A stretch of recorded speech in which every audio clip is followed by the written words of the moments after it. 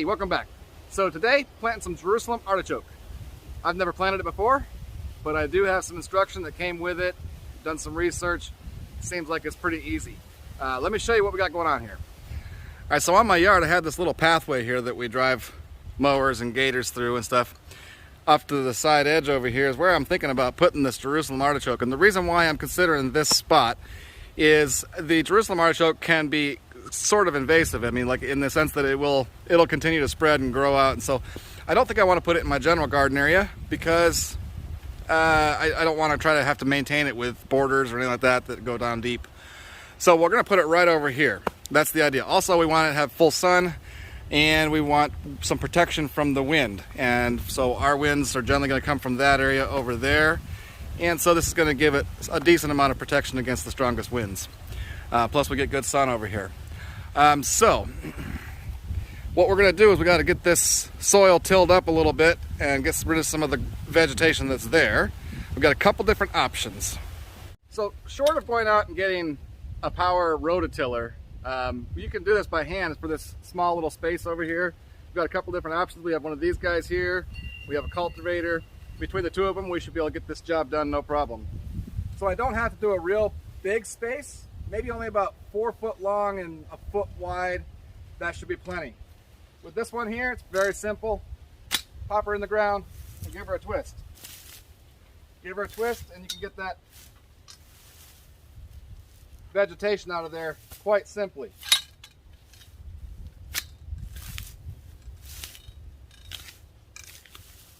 With the long vegetation like that, it really just twists it all up on there and rips it out of the ground. Does great.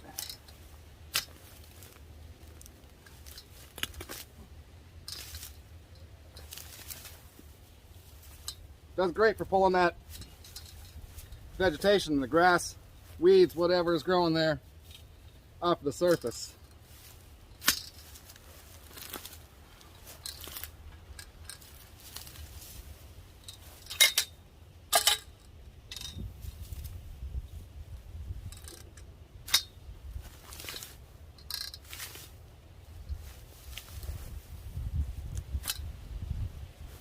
So in just 1 minute, we've got a space that's basically 1 by 1 square foot.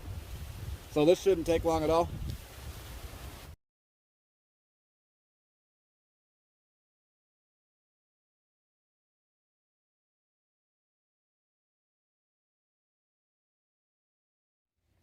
All right, so this really didn't take more than 3 minutes, maybe, to do all of this. And that's about all we need. So now we'll come in with the cultivator and break it up a little bit, make it a little smoother, and then I'm going to put some goodies into the soil.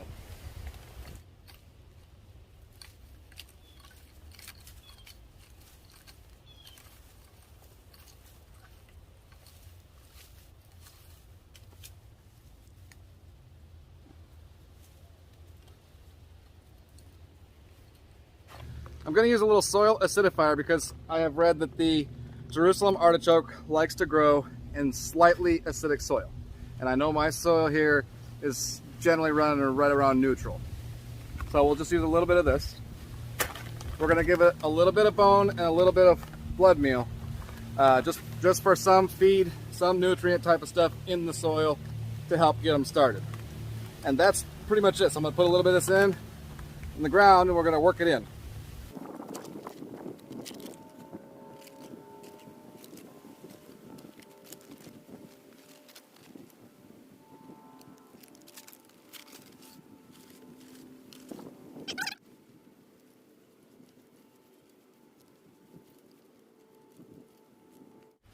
Now these are the tubers that I was sent, and so they almost look like ginger.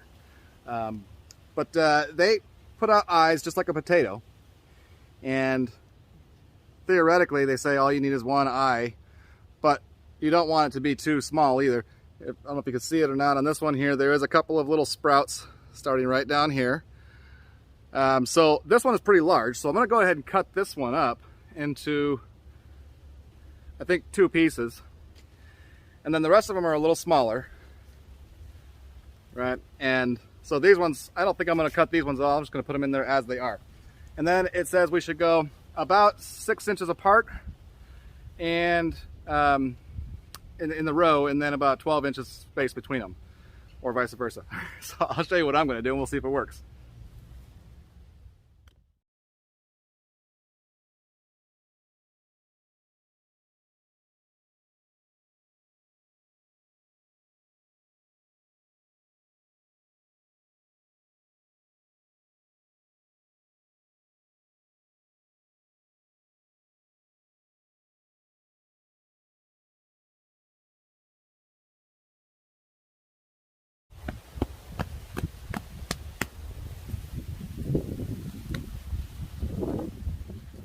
All right, so here is a 1 week update. Now we have had a ton of rain in the last week, and so this area, the soil was already pretty moist when I dug it up to begin with, and so I'm sure it's pretty wet down in there. But we do have some sprouting going on here.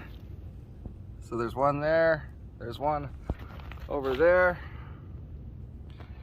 and one here. So we have 3 of them, it looks like, that have sprouted up so far after 1 week.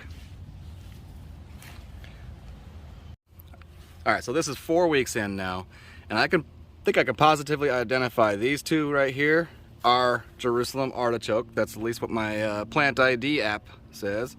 Interestingly, these plants here look very, very, very similar, but the plant ID app says that they are not the same. It says that this is Jerusalem Artichoke, and it looks like we only have 2 of them that came up out of all of those that we put in. Maybe a 3rd one right here, but it's just a little one, and it doesn't seem to be doing so well if it is one. Okay, so all right, so at 4 weeks in now, again, I haven't done anything here. This ground stays pretty moist, and it did right after I put them in. We got a lot of rain, and it stayed moist for a long time. That might be why. We only got a couple of them. I tried digging up some others and they were rotting. So we got a couple of them that lived, but for no effort. I mean, put them in the ground and then just left them alone. So from what I understand, when these come up, I mean, they can be invasive. They're pretty hard to get rid of. So I think if we start with 2, then who knows, next year maybe we'll have 10 or 5 more. I don't know.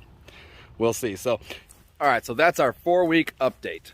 From what I have gathered, it takes, I think, about 20 weeks for the Jerusalem Artichoke to mature and be ready for harvest. So we'll come back, probably do another update around 10 weeks or so in, check in and see how we're doing at that time. And then, of course, we'll try and do a video at 20 weeks when we're ready to harvest. The idea here with the Jerusalem Artichoke, it might seem silly that, well, I put in a whole bunch of them, I only got 2 of them. But the idea that I've got it from this is that, well, hopefully we'll get enough abundance that I will have plenty more to put back in the ground and can pretty much forever from now on have Jerusalem Artichoke, because they say it is invasive and hard to get rid of anyways. That's why I put it where I put it. And so for something that we can have super abundance for a long time, hopefully that's the idea anyways. So we'll see. Anyways, hey, I thank you for watching. If you have any questions, any comments, please feel free to leave them in the box below. Thanks much. Bye-bye.